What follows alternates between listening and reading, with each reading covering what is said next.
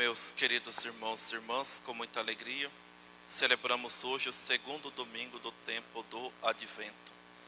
Esse tempo tão especial que nos convida a prepararmos os nossos corações para o Natal de Jesus.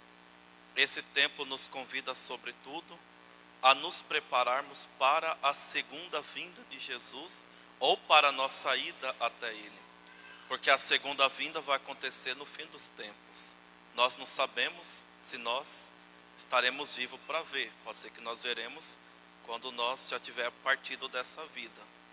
Mas uma coisa é certa, que um dia todos nós partiremos. Por isso, um bom cristão, um bom católico, ele não teme a vinda de Cristo. Teme a vinda de Cristo aquelas pessoas que estão em falta para com Deus. Por isso que Santo Agostinho diz: que amor é esse que teme a vinda de Cristo? Então nós precisamos prepararmos bem os nossos corações. E a igreja nos apresenta nesse tempo dois exemplos, duas figuras, duas pessoas, dois modelos que nós podemos copiar para prepararmos os nossos corações. Primeiro, a pessoa de São João Batista, e segundo, a Virgem Maria. São João Batista porque pregou a conversão. A Virgem Maria porque foi aquela que mais soube se preparar para receber Deus em sua alma. Na primeira leitura de hoje, o profeta Baruque, ele nos alegra dizendo o seguinte: desperte, ó Jerusalém, a veste de luto e de aflição, e reveste para sempre os adornos da glória vinda de Deus. Sim, Deus guiará Israel com alegria, à luz de sua glória, manifestando a misericórdia e a justiça que dele procedem. Ou seja, o profeta está convidando Israel para se alegrar que Deus estava vindo para libertar Israel daquele exílio, daquela situação que estavam passando. Assim também nós devemos nos alegrar, conforme a nossa coroa do Advento. O grande dia se aproxima. Alegremos e preparemos os nossos corações, porque o Senhor virá para agir com misericórdia e justiça. E é nessa lógica que o Evangelho de hoje nos apresenta a pessoa de São João Batista. Observem que São Lucas, ele inicia o Evangelho citando aquele monte de governadores, para dizer o quê? Que de fato a pessoa de São João Batista existiu. E a sua pregação incomodou muito daqueles governadores, como nós bem sabemos que depois Herodes vai mandar cortar a sua cabeça. Embora ele gostava, admirava tanto João Batista, mas por causa do respeito humano, por causa da posição que ele havia ocupado, porque ele tinha feito uma promessa na frente de todos, mandou cortar a cabeça de São João Batista, mesmo não querendo. Há uma interpretação que diz o seguinte: São João Batista teve a cabeça cortada, mas quem na verdade perdeu a cabeça foi Herodes. Então o que acontece? São João Batista já foi prefigurado desde o Antigo Testamento pelo profeta Isaías, como nós ouvimos, aquele que viria, aquele que iria gritar no deserto: preparai os caminhos para o Senhor passar. Então João Batista, ele vem e nos pede para prepararmos os nossos corações para que Jesus possa vir e habitar nele. E a forma de prepararmos os nossos corações chama-se conversão. Aquilo que João Batista pregou: convertei-vos e credes no Evangelho. E o que significa converter? A conversão, ela é uma profunda mudança de mentalidade e de atitudes também. É nós lutarmos para não vivermos numa vida de pecado. Por que eu estou falando lutar? Porque ser santo não é fácil. Viver na graça de Deus não é fácil. Nós somos humanos.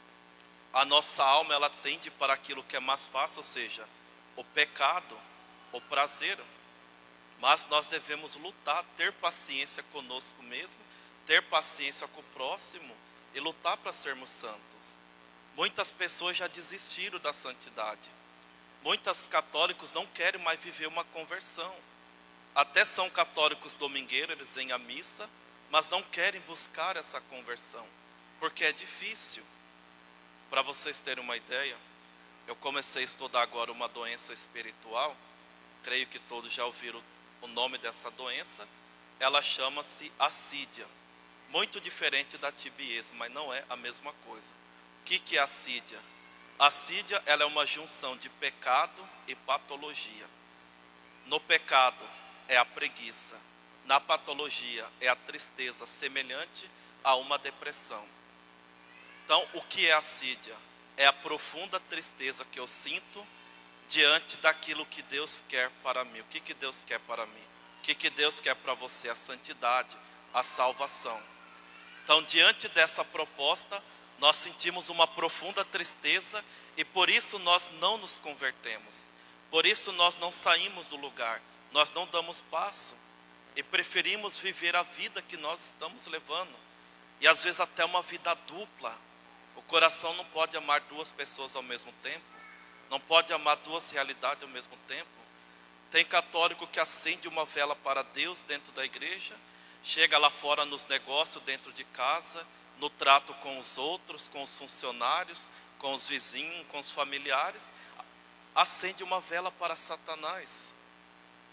Os jovens que em vez de viver a castidade dentro do namoro, já vai se entregando ao prazer, não luta, não faz nada. Não estou aqui condenando a fraqueza, isso tem que ficar bem claro.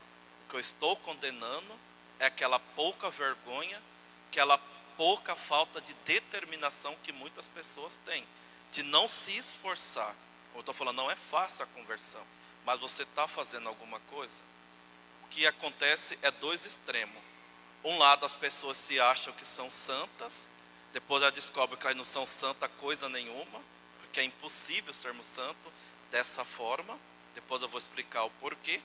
E do outro lado, as pessoas que se entregaram, deixa a vida me levar, vida leva eu. Não temos que nos esforçar. Aí aqui vem o porquê que nós temos que nos esforçar.